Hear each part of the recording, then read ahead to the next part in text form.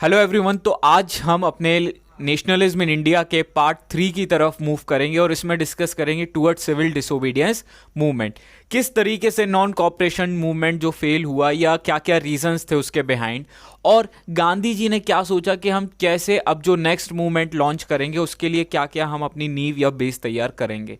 तो ये थोड़े से बेस से रिलेटेड है कि हमें सत्याग्रहीज को ट्रेंड करना होगा, हमें कैसे भी लोगों को समझाना होगा कि सत्याग्रही का एक्चुअल मीनिंग क्या है, नॉन वायलेंस का एक्चुअल मीनिंग क्या है, और कैसे हमें लोगों को एक साथ बाइंड करना होगा। अब हम थोड़ा सा यहाँ पे इंटरनेशनली देखेंगे कि क्या है। देखो, इस टाइम पे एक बहुत फेमस एक्ट आया था, गवर्नमेंट ऑफ इंडिया एक्ट, जो कि आया था 1919 में। गवर्नमेंट ऑफ इंडिया एक्ट ने बहुत सारे प्रोविजंस किए और उसमें से एक बहुत ही ज़्यादा इंपॉर्टेंट प्रोविजंस था प्रोविंशियल इलेक्शन। ठीक है, इलेक्शन के बारे में बात की किसने? इस वाले एक्ट ने। अब जब इलेक्शन की बात हुई तो कुछ लोग फेवर में थे कि हाँ इलेक्शन होना चाहिए, और कुछ लोग अगेंस्ट में थे। अब इलेक्शन होने के भी बहुत सारे लोग ये कह रहे थे कि भैया आपको अगर गवर्नमेंट में सुधार करना है तो आपको गवर्नमेंट के अंदर जाके उस चीज में सुधार लाना होगा, आपको गवर्नमेंट का एक यूनिट बनना होगा। तो ऐसे लोग थे जैसे CR दास हो गए, मोतीलाल नेहरू जी हो गए। तो इन लोगों ने इस चीज को काफी ज्यादा प्रमोट किया और एक खुद की ही पार्टी बना ली कांग्रेस के अंदर ही, या कांग्रेस से थोड़ा सा हट के, मतलब वो थे कांग्रेस का हिस्सा लेकिन कांग्रेस के अंदर ही एक पार्टी बना ली, और उस पार्टी का नाम क्या था? स्वराज पार्टी। क्या नाम था? स्वराज पार्टी, जो कि 1923 के टाइम पे देखने को मिली। ये लोग चाहते थे कि आप इलेक्शन फॉट करिए और इलेक्शन का जो रिजल्ट रहे उसमें गवर्नमेंट का हिस्सा बनिए और फिर जाके आप कुछ चेंजेस को इंट्रोड्यूस करिए। अब जब ये सारी चीजें चल रही हैं तो गवर्नमेंट ऑफ इंडिया 1919 में एक और प्रोविजंस था कि हर 10 साल में इसका रिव्यू करेंगे कि इसका ग्राउंड लेवल वर्किंग कैसी है। 10 साल तो हुए नहीं थे। ये बात है 1928 की, जब टोरी गवर्नमेंट ने अनाउंस कर दिया था कि एक साइमन कमीशन हम बना रहे हैं जो इंडिया जाके गवर्नमेंट ऑफ इंडिया एक्ट को मॉनिटर करेगा और किस तरीके से कॉन्स्टिट्यूशन बनाया जाएगा नेक्स्ट वाला, उस चीज़ को ये काफ़ी ज़्यादा ध्यान में रखेगा। जब ये इंडिया आया तो इसमें कोई भी इंडियंस शामिल नहीं थे, जिसका काफ़ी ज़्यादा विरोध हुआ। और इसी टाइम पे go back Simon, Simon go back, ऐसे कुछ नारे काफ़ी ज़्यादा पॉपुलर हुए। लाला लाजपत राय जैसे महान लीडर की इस टाइम पे हत्या कर दी गई थी ब्रिटिश के द्वारा, जो लाठीचार्ज में, मतलब एक्चुअली में वो घायल हुए थे लाठीचार्ज में, लेकिन बाद में जाके वो मर गए थे। तो एक काफ़ी ज़्यादा बुरा टाइम आ चुका था जिसमें काफ़ी ज़्यादा डिस्टर्बिंग चीज़ें देखने को मिली। अब देखो, ये जो टाइम है ना, इसको थोड़ा वर्ल्ड लेवल पे समझने की कोशिश करो। ये टाइम है वर्ल्ड लेवल पे द ग्रेट इकोनॉमिक डिप्रेशन का। यानी 1920 के बाद से ही, जब वर्ल्ड वॉर फर्स्ट का जो इम्पैक्ट चालू हुआ, वर्ल्ड वॉर फर्स्ट ने जितना ज़्यादा लॉस किया इकोनॉमिकली, अब उसका कहीं ना कहीं इम्पैक्ट दिखेगा ही। तो जब ये देखने को मिला तो पूरे वर्ल्ड में एक प्रकार से मंदी आ गई, पूरे वर्ल्ड में इकोनॉमिक फेलियर देखने को मिला, और इसी कारण से हड़बड़ी में ये सारे काम हमको देखने को मिले कि भैया गवर्नमेंट को मॉनिटर करना है, गवर्नमेंट किस तरीके से टैक्स वसूल करेगी, ये सारी चीज़ें यहाँ पे देखने को मिली। ठीक है, अब ये सारी चीज़ें जब चल रही थी तो 1929 के टाइम पे, शायद 29 दिसंबर, I am actually not confirm about the date, शायद 29 ही दिसंबर है, 1929 में लाहौर कॉन्फ्रेंस हुआ INC का। लाहौर, ठीक है, सेशन कह सकते हैं अपन। ठीक है, इसमें इसको लीड कर रहे थे जवाहरलाल नेहरू, जिन्होंने फर्स्ट टाइम पूर्ण स्वराज की मांग करी। अब देखो, ये थे रेडिकल। ऐसा चीज क्यों हुआ कि इन्होंने पूर्ण स्वराज की मांग की? तो जब साइमन कमीशन ने अपनी रिपोर्ट सबमिट की तो साइमन कमीशन में उस रिपोर्ट में कह दिया कि हम इंडिया को डोमिनियन स्टेटस देंगे। डोमिनियन स्टेटस मतलब यूके हेड रहेगा और इंडिया उसके नीचे रहेगा। तो जो रेडिकल्स थे, the person who is having a sharp thinking, और वो बिल्कुल गोल ओरिएंटेड व्यक्ति थे, जैसे जवाहरलाल नेहरू हो गए या सुभाष चंद्र बोस जैसे व्यक्ति हो गए, उन्होंने कहा कि नहीं भैया ये चीज़ तो चाहिए ही नहीं है, डोमिनियन स्टेटस नहीं चाहिए।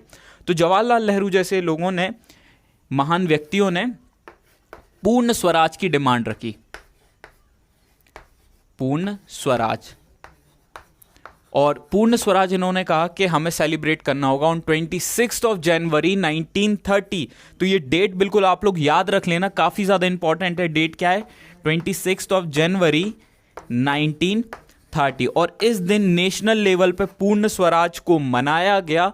और याद रखो, इसी दिन हमारे कॉन्स्टिट्यूशन को पूरी तरीके से इनेक्ट, एडॉप्ट और एनफोर्स भी किया गया था। और 26 जनवरी को हम क्या मनाते हैं? रिपब्लिक डे, क्योंकि उसी से 1930 में हमने क्या मनाया था? उसी दिन पूर्ण स्वराज दिवस मनाया था। किसके? उस पर लाहौर सेशन के नतीजे पे। ठीक है, तो ये पूरी कहानी चल रही है। और इसी दौरान गांधी जी ने एक चीज को बहुत अच्छे से समझ लिया कि पूरे इंटरनेशनल पॉलिटिक्स या इंटरनेशनल सिनेरियो हमारे काफी ज्यादा फेवर में है। ब्रिटिश इस टाइम पे काफी ज्यादा मार पड़ रही है। किस कारण से? वर्ल्ड वॉर फर्स्ट के कारण से। उसकी इकोनॉमी काफी ज्यादा लो है। तो यही टाइम है जब ब्रिटिश के हम जड़ों पे वार करेंगे। और गांधी जी ने एक अल्टीमेटम तैयार किया। रब कर रहे हैं, ये आप लोगों ने लिख लिया होगा शायद।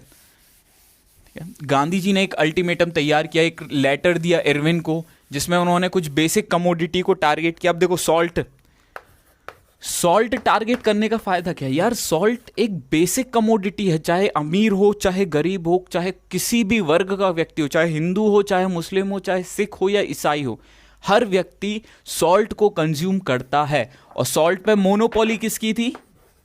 ब्रिटिश की। सॉल्ट पे मोनोपोली किसकी थी? ब्रिटिश की। मतलब मैन्युफैक्चर भी वही करेगा, सेल भी वही करेगा, और हैवी अमाउंट में टैक्स भी कौन कलेक्ट करेगा? ब्रिटिश। अब ये सही मौका था। तो गांधी जी ने यहां पे एक गेम खेला और एक अल्टीमेटम तैयार किया। और किसको दिया? इरविन को। जनवरी 1930 के आसपास। डेट है 31 ऑफ जनवरी 1930। कब दिया था? 31 ऑफ जनवरी 1930। और वो लेटर के लिए एक अल्टीमेटम तैयार किया, यानी लास्ट डेट तैयार की 11 ऑफ मार्च 1930 कि हम कुछ डिमांड रख रहे हैं, वो आप डिमांड मान लीजिए। लगभग अप्रॉक्स 11 डिमांड्स थी कि सॉल्ट पे टैक्सेस कम करो, ओवरऑल टैक्सेस कम करो, इंडिया को इस हिसाब से मत लूटो, थोड़ा इकोनॉमिक बेनिफिट भी प्रोवाइड करने की कोशिश करो। पर इरविन ने वो बात नहीं मानी। इस टाइम पे वाइसरॉय कौन था? इरविन। इरविन कहना ज़्यादा उचित रहेगा, लॉर्ड इरविन कहना बिल्कुल उचित नहीं है, तो अपन इरविन कहेंगे इसको। ठीक है, तो इरविन इस दौरान वॉइसरॉय था। वॉइसरॉय को इन्होंने लेटर भेजा, पर वॉइसरॉय ने ये बात नहीं मानी, ये घमंड में था। तो गांधी जी ने कहा चलो कोई बात नहीं बेटा, हम आपका घमंड तोड़ेंगे। 12 ऑफ मार्च 1930 को गांधी जी अपने 78 वॉलंटियर्स के साथ, कितने वॉलंटियर्स के साथ? 78 वॉलंटियर्स के साथ साबरमती से डांडी यात्रा के लिए निकल पड़े। ठीक है, एक काफ़ी अच्छा गाना सुना होगा, लाठी भी नहीं ढाल भी नहीं, मतलब अल्टीमेट लीडर थे ये। तो साबरमती से जब ये डांडी के लिए निकले तो इनके पीछे बहुत बड़ी सोच थी कि जब हम 24 दिन का रास्ता तय करेंगे, 24 दिनों का रास्ता तय करेंगे, तो हम लोगों के साथ कांटेक्ट में आएंगे। और जब लोगों के साथ कांटेक्ट में आएंगे तो लोगों को आइडियोलॉजी के बारे में बताएंगे कि सत्याग्रह क्या है, कैसे हम मूवमेंट को ऑर्गेनाइज करने वाले। और बिल्कुल यही किया। अब गांधी जी की पॉपुलैरिटी इंटरनेशनल लेवल पे बिल्ड होना चालू हो गई। और जब गांधी जी पहुंचे ऑन 6 ऑफ अप्रैल, कब पहुंचे गांधी जी? 6 of April. तो गांधी जी ने यहां पे सबसे पहले सॉल्ट लॉ को ब्रेक किया और यहीं पे गांधी जी ने मूवमेंट स्टार्ट किया, that was called as civil disobedience movement. Civil disobedience movement हल्का सा इंटेंसिफाई था as comparison to non cooperation movement, क्योंकि आपको नॉन कॉपरेट तो करना ही है, साथ ही साथ गवर्नमेंट के लॉ को वायलेट भी करना है।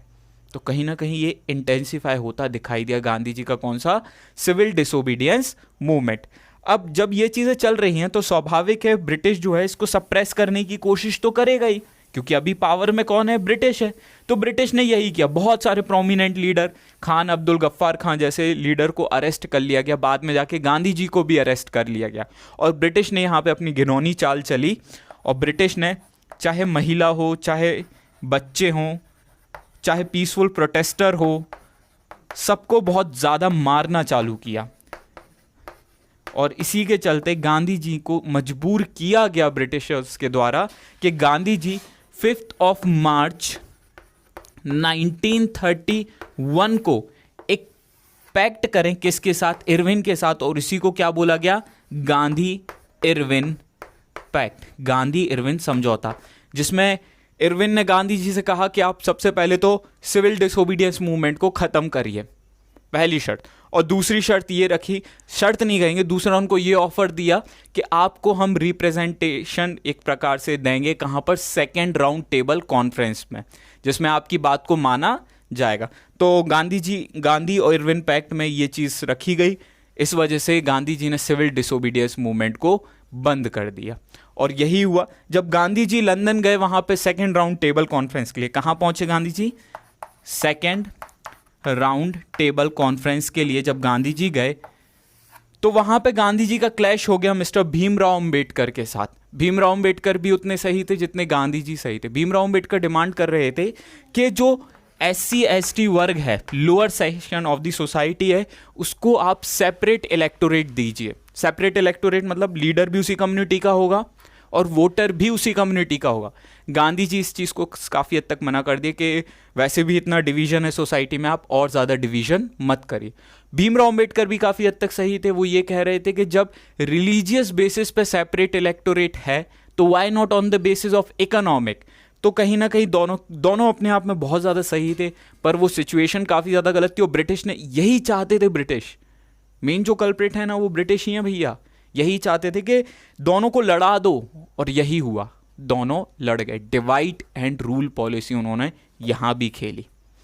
और जब गांधी जी वहाँ पे देखे, गांधी जी जब पहुँचे तो गांधी जी के पीछे ना बहुत सारे प्रोमिनेंट लीडर को, जैसे जवाहरलाल नेहरू को अरेस्ट कर लिया गया क्योंकि गांधी जी तो लंदन में हैं। कांग्रेस को बैन कर दिया। किसको बैन कर दिया? कांग्रेस को बैन कर दिया। मतलब गांधी जी के पीठ के पीछे काफ़ी ज़्यादा बुरे काम होना चालू हो गए। इंडिया में काफ़ी ज़्यादा सताया जाने लगा पॉलिटिकल लीडर्स को, उनको अरेस्ट करके डाल दिया गया जेलों में। तो जब गांधी जी वापस आए तो उन्होंने देखा भैया बहुत ज़्यादा गड़बड़ हो गई है। 1932 में, ठीक है, 1932 में गांधी जी ने दोबारा से क्या स्टार्ट कर दिया था? Civil disobedience movement. तो ये था आपका एक सिविल डिसोबीडियंस मूवमेंट, कहाँ स्टार्ट हुआ, कैसे ख़त्म हुआ, दोबारा कैसे स्टार्ट हुआ। अब हम इसके बाद वाले लेक्चर में सिविल डिसोबीडियंस मूवमेंट के आइडियोलॉजी को समझने की कोशिश करेंगे, मास इम्पैक्ट को समझने की कोशिश करेंगे कि हर व्यक्ति के लिए सिविल डिसोबीडियंस मूवमेंट कैसे रूप में सामने आया। तो आई होप आपको लेक्चर अच्छा लगा होगा। अगर आपको अच्छा लगा तो शेयर करिए, सब्सक्राइब करिए, और हाँ, क्वेश्चंस को ज़्यादा से ज़्यादा प्रैक्टिस करिए। टिल देन, रब रखा।